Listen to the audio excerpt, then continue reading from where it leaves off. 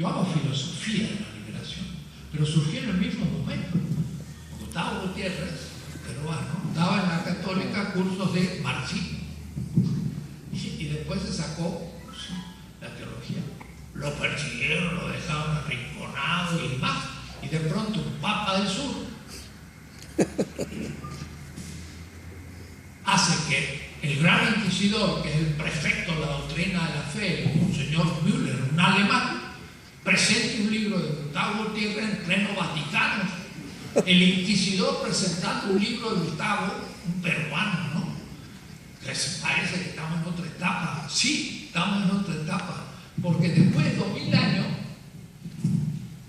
es el primer autoridad de una religión con mucha fuerza que viene del sur. Y entonces los europeos están despistados, pero se encuentran que no es una figura simpática y anecdótica. Tiene atrás una teoría descolonizada. Y entonces está haciendo buen papel. Está haciendo buen papel. Es una nueva signo de esta descolonización.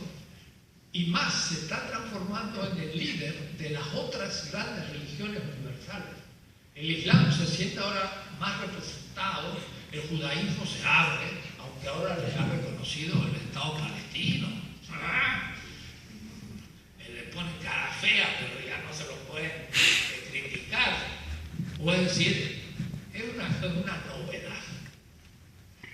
La filosofía de liberación no es la teología, está emparentada, que nace del mismo horizonte con la pedagogía de la liberación, como la teoría de la dependencia, parte de la creación de la descolonización, a nivel, yo llamaría, mítico.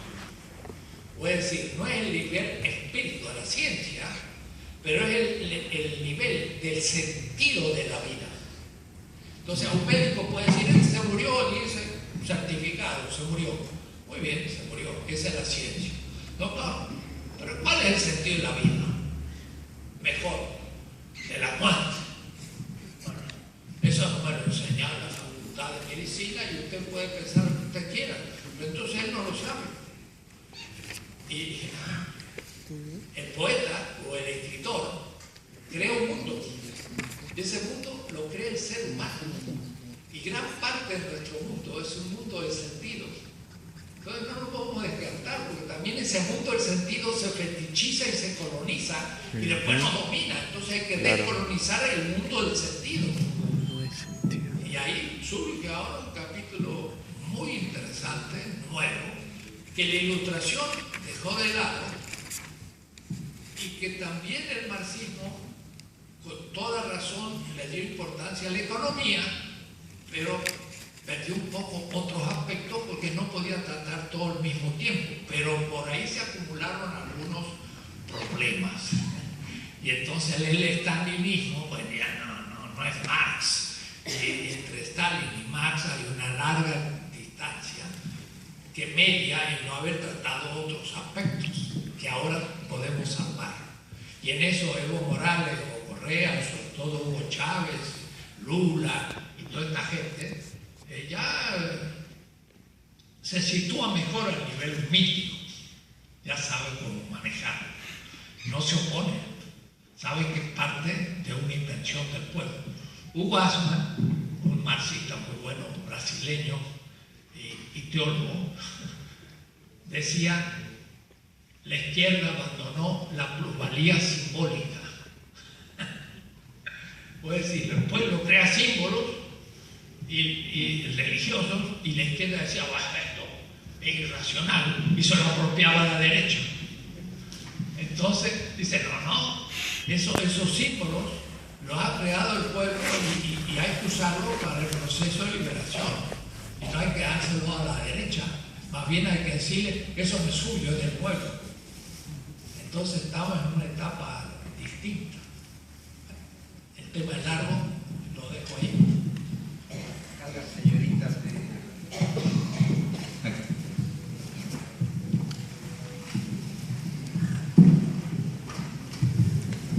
Buenas noches a la mesa, buenas noches doctor Enrique Dussel, bienvenido a Perú. Quizás le haga una de las preguntas más simples de la noche, pero no me quiero quedar con la duda.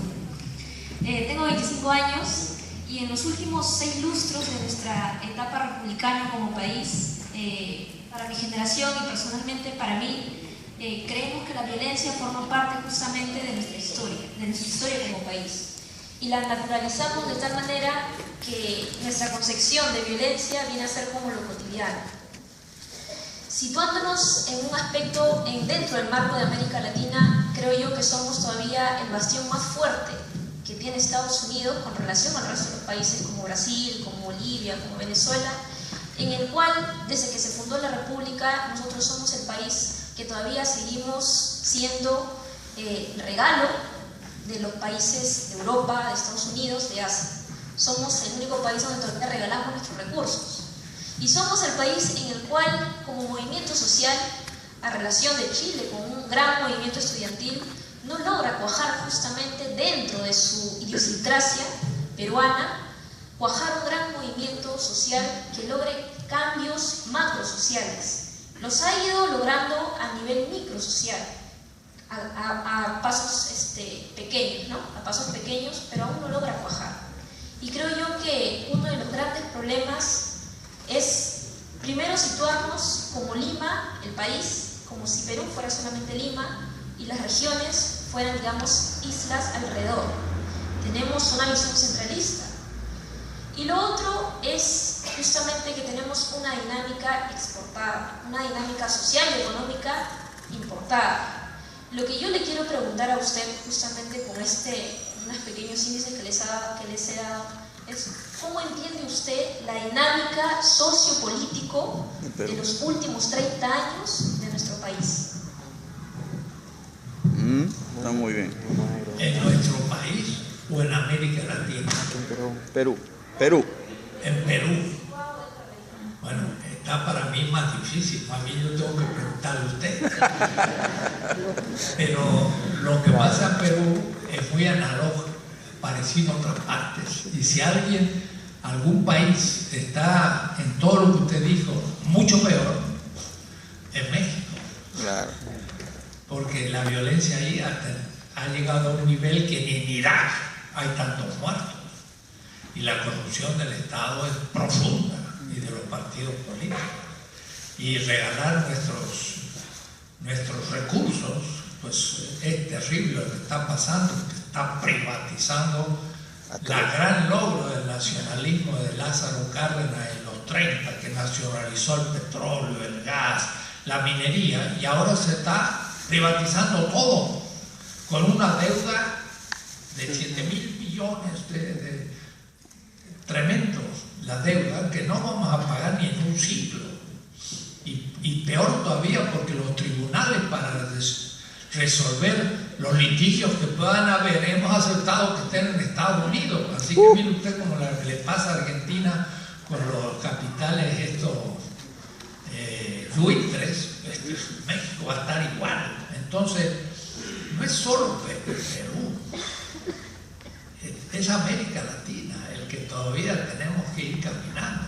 Hay ciertos países que comienzan a vislumbrar la cosa de otra manera. Por ejemplo, el país que más se ha desarrollado y que ha aumentado casi 10 veces el presupuesto del Estado es Bolivia. Bolivia casi no existía como Estado y ahora está empezando a organizar un Estado y como le digo, ha aumentado 10 veces el presupuesto, de tal manera que empieza a mejorar la parte educacional y muchas otras cosas en Bolivia. Los demás países estamos todavía dependiendo de aquellas dictaduras militares, de una etapa formalista democrática, y con una doctrina neoliberal como único horizonte de interpretación de la economía y economías de exportación, es decir, mirando hacia el extranjero y no creando mercado. Entonces, la situación en América Latina está muy parecida en todos los países. Algunas ya han empezado a mejorar algo, pero tenemos una enorme responsabilidad, los intelectuales, porque tenemos que empezar de nuevo muchas cosas. Y yo creo que hay que empezar a todos los niveles al mismo tiempo. descolonizar la ciencia y pensar en una nueva generación de la juventud, formando cuadros que comprendan la política de otra manera. En México hay un pequeño partido nuevo, pero que realmente le han quitado 3 veces por fraude y por robo directo haber logrado la mayoría.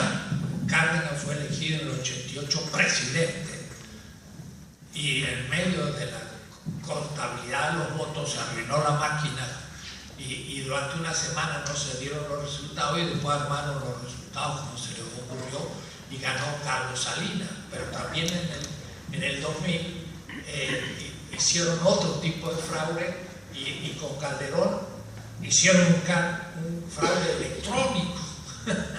Metieron un sistema en donde sacaban los votos del PRI, porque había estado pésimo el partido tradicional, y del PRI se lo agregaron al PAN y ganó Calderón. Y Andrés López Obrador perdió por 0,65%. Y entonces se veían los profesores de estadística que de pronto el PRI se quedó constante y el PAN que ganó, al último instante le ganó por menos de 1% y lo reconoció Estados Unidos, Europa, todo, un fraude electrónico. Y así seguimos, ¿no? Entonces, hay una gran dificultad para poder salir de esa situación. Pero se va avanzando. De todas maneras, del horizonte neoliberal habrá que salir de a poco. Pero tenemos que tener buenos economistas distintos y que no pueden aplicar ninguna fórmula conocida porque se encuentran con una novedad completa y tienen que inventar las soluciones, ¿no?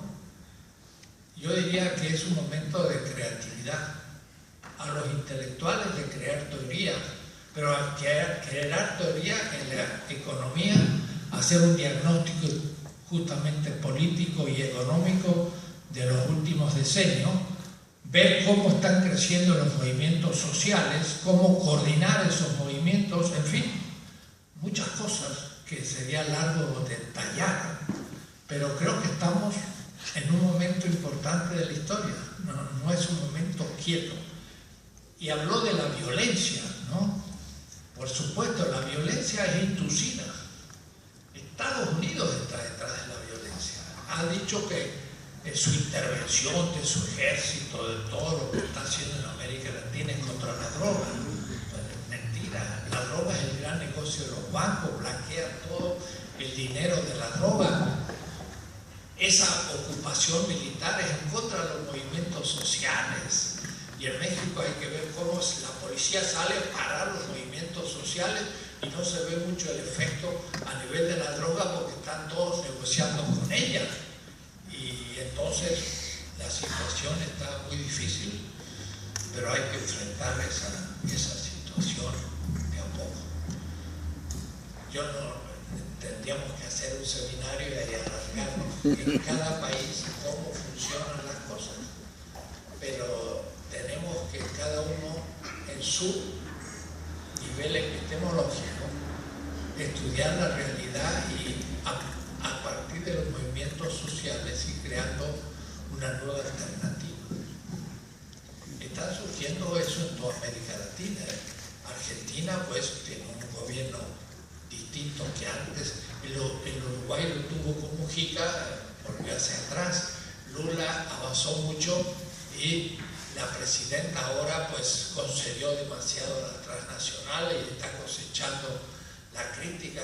Pues Hugo Chávez se nos murió muy pronto y claro, los que quedan no están a su altura y hay que ver cómo avanzar en Venezuela y así cada país tiene su coyuntura especial, pero tenemos que encararla y entrar a una nueva situación.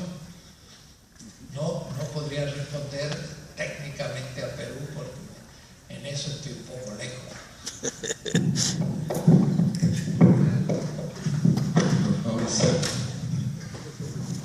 Buenas noches.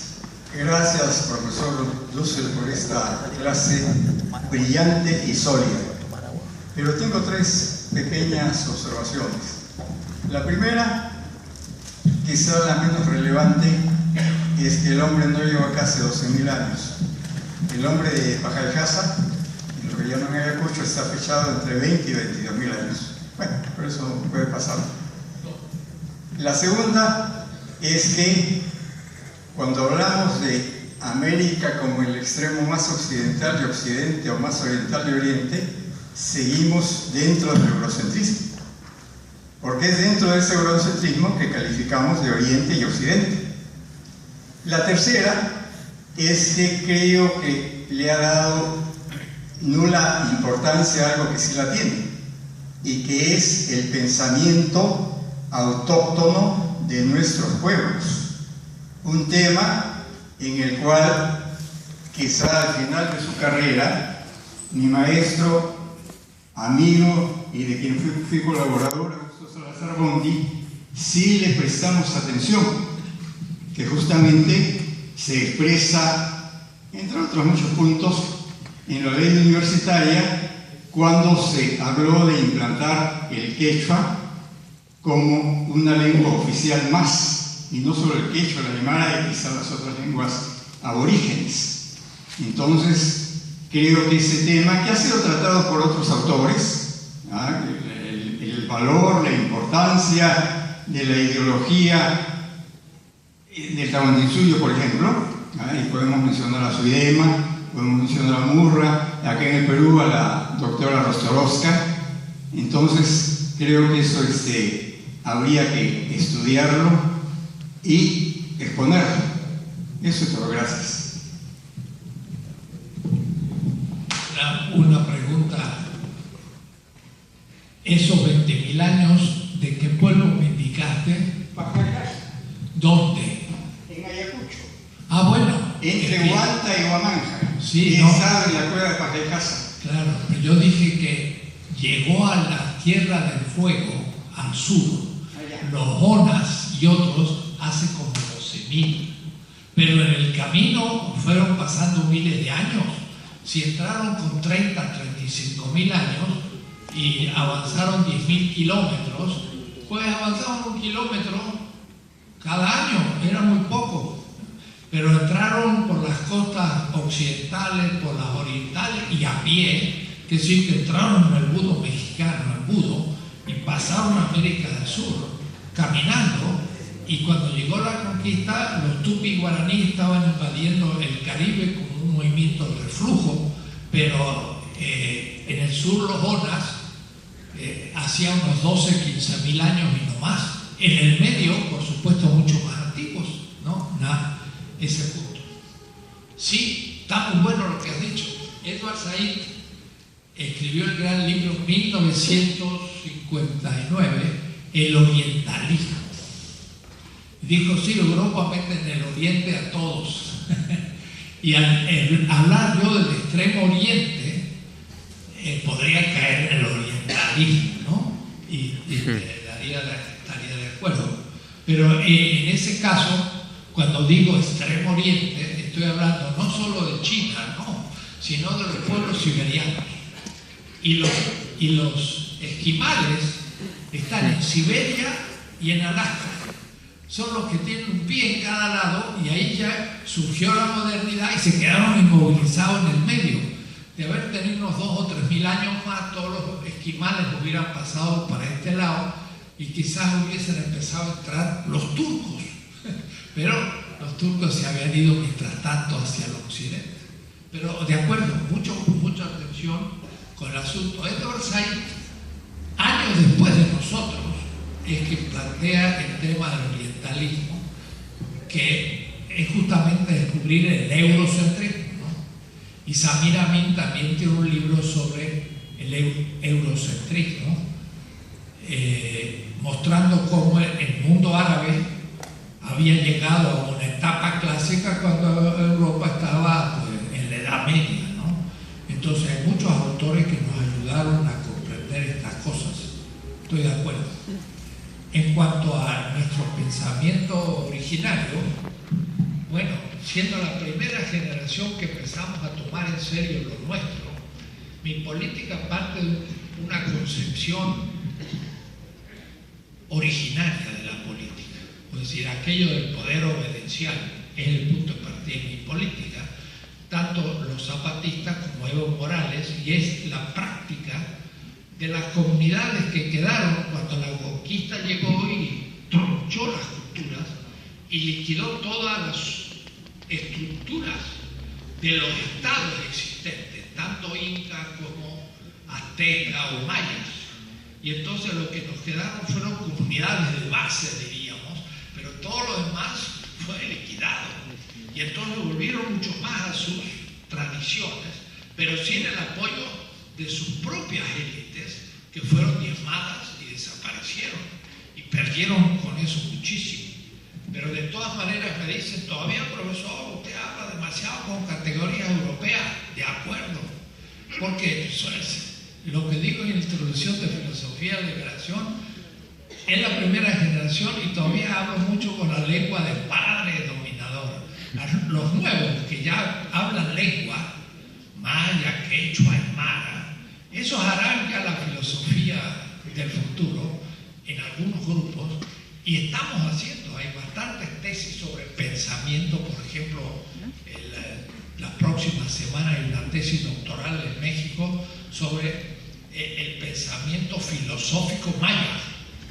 Entonces, ¿cómo plantear ese tema, esos temas, con un nivel universitario, filosófico de alto nivel, ¿no? Y no simplemente un análisis meramente antropológico? ¿Cómo se puede desarrollar una ontología maya, una lógica, una antropología, una concepción política? Tenemos que ir entrenándonos para hacerlo. Y en eso yo digo, ya me toma un poco viejo, es a la nueva generación de hacerlo y hay que saber los límites. Entonces, estoy de acuerdo en parte, pero en mi política todavía pude justo empezar a construirla de manera definitiva a partir de una experiencia de los pueblos originarios, de cómo ellos ejercen el poder. Esa parte está presente, pero eso habrá que después trabajarlo más. Y sabiendo que América Latina tiene pueblos originarios, tiene pueblos afros, que decir en Colombia, en Ecuador y sobre todo en Brasil, 60 millones de origen afro, y también tiene mestizos, y también tiene criollos. No son todos pueblos originarios. Y América Latina es una civilización compleja que tiene que hablar de toda esa multiculturalidad. Y por eso la idea de los bolivianos, un Estado multicultural, bueno, eso es una invención nueva. El Estado moderno es un Estado unicultural, y el que no es de la cultura, pues se lo reprime o se lo echa, como hicieron los españoles, echaron a los judíos y a los mozárabes y se quedaron con los cristianos. Esa idea no es medieval, es moderna. Unifican todos los ciudadanos del mismo tipo, homogéneamente. Eso no es antiguo, es moderno. Pero al contrario, tenemos que ahora ir por un derecho que no es decir todos somos iguales, sino todos tenemos también derecho a la diferencia, que es distinto. Y entonces ahí los bolivianos en su constitución, los ecuatorianos hablando del derecho de la naturaleza, y estamos en una novedad constitucionalista. Y miren, las revoluciones de China, Vietnam, la Unión Soviética, Cuba, las grandes revoluciones socialistas, no hicieron constituciones como punto de partida. Eso era el legalismo burgués. Ahora sí hacen constituciones nuevas, porque es necesario hacer una constitución también. Hay que tener un fundamento legal, pero la constitución se funda en la legitimidad. La legitimidad no es legalidad y es el consenso del pueblo. Entonces hay que tener constituciones, pero completamente distintas a la constitución liberal o moderna. Tiene que ser mejor que la moderna, no premoderna. Tiene que ser superación de las constituciones modernas. Los venezolanos tienen 5 poderes, no 3. Tienen un poder ciudadano y tiene un poder electoral. Los jueces no son propuestos por el Poder Legislativo y a las propuestas del Ejecutivo. Los propone el Poder Ciudadano y la sociedad civil, todos los jueces. ¡Wow! Cambia la cosa, porque ahora los jueces pueden juzgar al Poder Legislativo y al Poder. Pero hay otras experiencias. Por ejemplo, en Noruega, un amigo paraguayo una vez en una reunión dijo: tengo que ir al municipio a un juicio. Digo, ¿tiene un problema jurídico? No, soy nombrado por la comunidad para vigilar al juez. Los noruegos, miren qué cosa, miren si en América Latina hubiera un ciudadano elegido por la comunidad que llega los lunes por la mañana al juzgado y le dice al juez buenos días, a los empleados, ¿hay problemas? No hay problemas, se va a su casa. Pero si uno dice, miren, me han extorsionado, miren, me han hecho tal cosa, entonces llama a una auditoría y puede destituir al juez un representante de la comunidad. ¡Wow! Eso es ya muy novedoso, ¿no? Tendríamos que pasarlo a la Constitución. El Poder Judicial responde al pueblo y no al Legislativo ni Ejecutivo. Y entonces podríamos empezar a tener otra concepción del Estado de Derecho que no hemos tenido nunca, ¿no? Entonces, estas cosas pues habrá que ir haciendo de a poco. Nos acercamos a las 9 y ya también mi resistencia acerca a su fin. Mañana me tengo que levantar temprano. Entonces, yo diría, las preguntas son infinitas, hay mucho escrito y podemos seguir en el futuro.